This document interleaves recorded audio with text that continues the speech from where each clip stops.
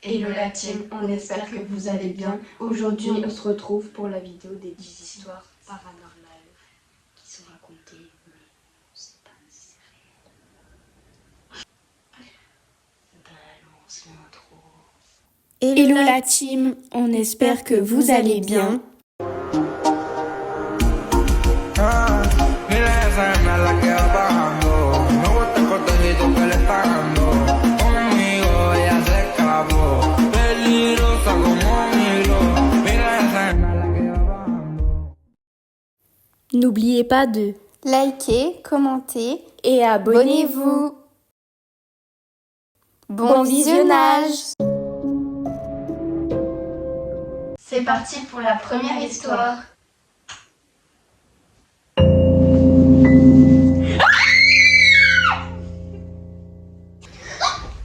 Il y avait pas un truc ? Non. Bon, bah, c'est... Va voir la vidéo, la vie, je déconne pas. Oh putain! Il existe plusieurs façons de cette légende, mais l'idée générale est qu'une femme souvent vêtue de blanc apparaît en bord de route, généralement la nuit.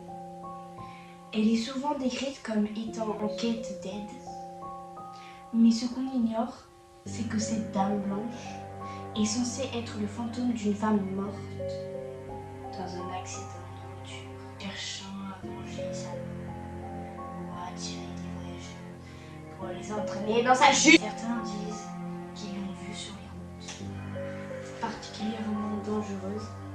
Les témoignages varient selon les régions, mais une constance reste, ceux qui s'arrêtent pour l'aider la ressortent pas toujours. Ah!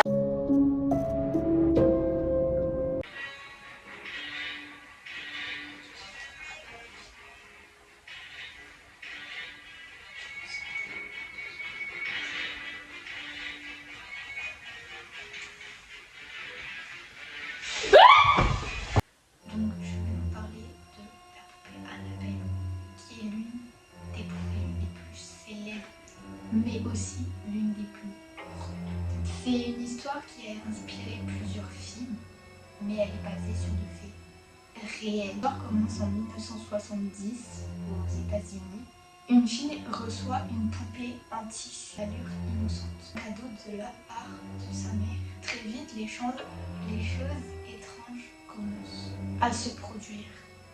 La poupée change de position, toute seule, laisse des petits mots griffonnés du papier parchemin, alors qu'aucun parchemin n'existe dans l'appartement. Donc ils ont décidé de faire appel à un couple appelé les Warriors, qui sont spécialisés dans les parcs.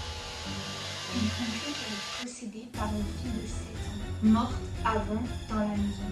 Ils décident de l'emmener avec eux dans leur musée. Alors du coup, de cette poupée, les Warren, ils ont conclu ne devaient jamais y toucher dans leur musée. Il y a 2 semaines, ils l'ont déplacée pour l'amener pour faire la promotion du nouveau film qui vient de sortir. Sauf que à partir qu'ils l'ont déplacé, le bâtiment historique a pris feu. Se sont évadés. Les plus dangereux du monde, des criminels comme ça. On ne sait pas pourquoi. Après, on ne sait pas si c'est réel, mais rien n'explique. C'est l'histoire de la jeune fille sur le bord de la route. C'est arrivé, disons, quelque part en France, une route secondaire entre 2 petits villages. Un homme roule seul de nuit, sous la pluie. Il rentre d'un dîner chez des amis. Un peu tard, un peu fatigué, au bord de route, il aperçoit une silhouette. Une jeune fille pâle, trempée, qui fait du stop. Elle semble avoir à peine 20 ans, vêtue d'une robe blanche, complètement détrempée. Il s'arrête. Elle monte sans dire un mot. Elle ne regarde pas le conducteur. Tente de briser la glace. Pour aller où? Elle murmure le nom d'un hameau un peu plus loin. Il roule. Elle finit par lui dire d'une voix faible: attention, ralentissez, il y a un virage dangereux ici. L'homme freine. En effet, un virage très serré apparaît, qu'il n'avait pas vu. Il le franchit de justesse. Il se retourne pour la remercier. Il s'arrête, fouille la voiture, sort sous la pluie. Rien, plus aucun signe d'elle. Troublé, il se rend au hameau qu'elle avait mentionné. Il trouve la maison et frappe. Une vieille dame ouvre, il raconte ce qu'il a vécu. La femme pâlit. Ah putain! La femme pâlit. Cette jeune fille, c'était ma fille. Elle est morte il y a 10 ans, dans ce virage, un soir de pluie.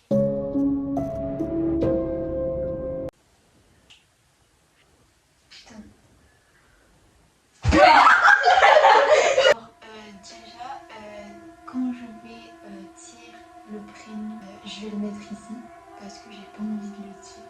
Et on va remplacer le prénom par Caramel. Genre, on dit que Caramel est le fantôme d'une fille qui est morte d'une manière très violente, accusée de sorcellerie et brûlée vive. Elle rentrait les miroirs et pourrait apparaître si tu prononces son nom. Donc la nuit de pourquoi je voulais pas prononcer son nom, qui même si j'ai pas de nom. Selon la légende, si tu l'invoques, Caramel peut apparaître derrière toi, dans le miroir, ou même sortir du miroir pour te faire peur, voire pire. Beaucoup de personnes comptent avoir essayé le jeu, avoir vu quelque chose d'étrange, mais personne ne peut dire si c'est vrai ou juste notre imaginaire. Donc je préviens que c'est un jeu dangereux et que pour les enfants, adolescents et même les adultes, enfin, n'essayez pas, n'essayez pas. C'est pour ça qu'aujourd'hui, on va essayer parce que Laura, ça va beaucoup. 10 000 likes, on essaye. J'ai pas dormi pendant 4 nuits. Et si on y pense, ça marche pas, hein. Non. Aujourd'hui, nous avons un appel à répondre. J'ai dit le cochon. On vous dévoile l'effet du tournage. L'hôtel de la peur. Dans une petite ville isolée, il y avait un vieux hôtel dont les propriétaires étaient étrangement discrets. Ils étaient situés loin des autres bâtiments, presque cachés par des arbres. Voilà. Les gens qui avaient séjourné là avant, surtout ceux qui étaient venus par nécessité et non par choix, racontaient tous la même histoire étrange. Une nuit, une silhouette sombre passait souvent dans les couloirs. Des bruits de pas résonnaient sous la porte. Des murmures comme des voix venant de nulle part. Mais ce qui terrifiait le plus les visiteurs, c'était la lumière clignotante dans la chambre voisine.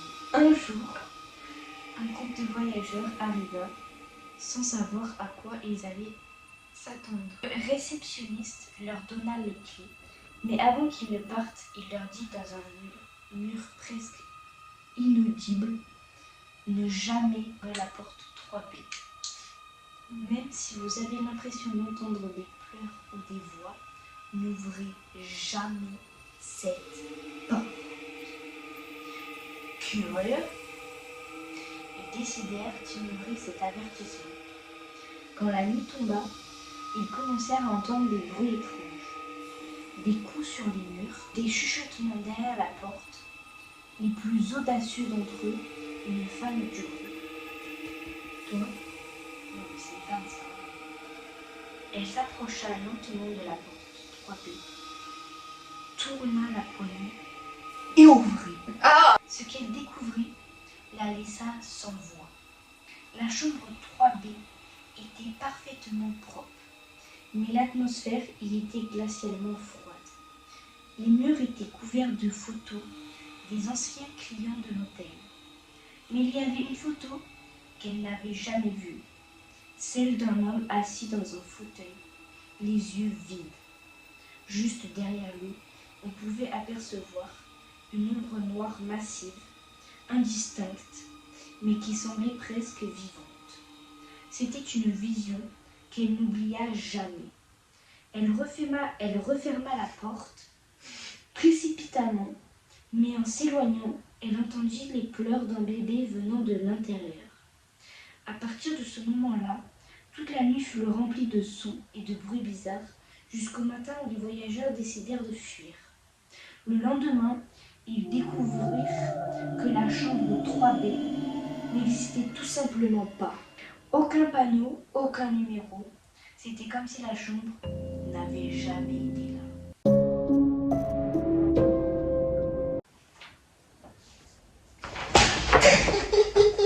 Donc tout d'abord, vu que Laura est débile, je lui ai mis la définition d'un rêve lucide. Et à 23 ans, il découvre le rêve lucide en 2019. Il s'entraîne chaque nuit. Un journal de rêve, fait des tests de réalité. Après 3 semaines, il parvient à se réveiller dans son rêve. Tout se passe bien jusqu'à que la même silhouette commence à apparaître. Un homme grand, vêtu de manteau noir, en chapeau. Toujours loin, il ne parle pas, ne bouge pas, mais il regarde lui. Et dans ses rêves, cette simple raison de glace lui cherche des explications et découvre le forum où des dizaines de rêveurs décrivent exactement le même hôte. Le même homme. Le Hat-Man. Certains le voient en paralysie du sommeil, d'autres rêve lucide.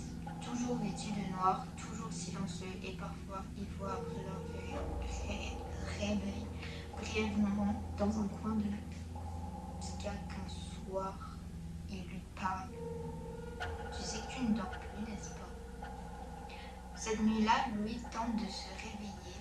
Il sent son cœur battre fort, il transpire, mais le rêve ne se brise pas. L'homme au chapeau s'avance et murmure « Je suis là, depuis le début. C'est toi qui viens chez moi. » Puis le noir total. Louis se réveille en criant. Il a l'impression de tomber de très haut. Tout semble normal, sauf une chose, dans le miroir de sa chambre. Il voit une silhouette derrière lui, le reflet d'un homme portant un chapeau. Le fantôme de l'hôpital psychiatrique.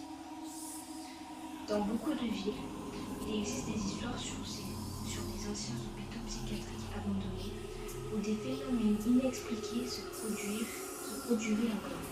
Par exemple, dans un hôpital psychiatrique désaffecté, un patient aurait été enfermé pendant des années, sans traitement, souffrant dans une pièce secrète. Après sa mort, son esprit serait resté piégé dans cet endroit, et certains affirment avoir entendu des bruits étranges, des murmures, ou même vu des apparitions. Les lieux comme ceux-là, souvent visités par des groupes d'amateurs, de sensations fortes alimentent ces rumeurs.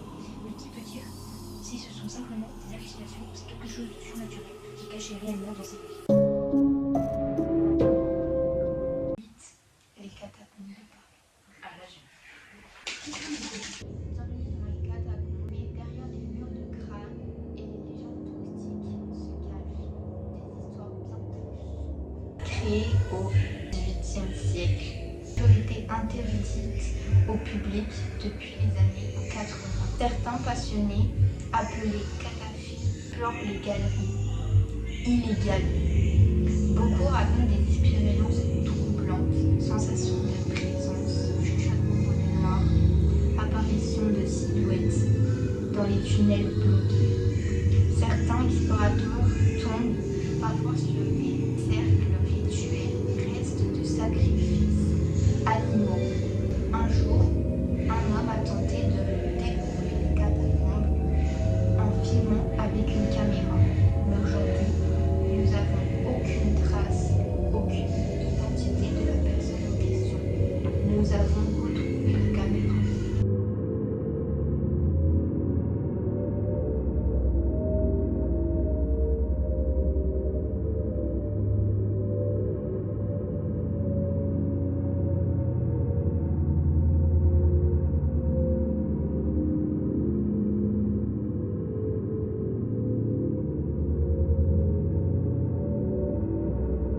J'espère que ça vous aura plu. En tout cas, on a essayé de faire au mieux pour trouver des histoires, parce qu'on ne sait pas exactement, ça ne peut pas être prouvé, mais qui sont racontées par des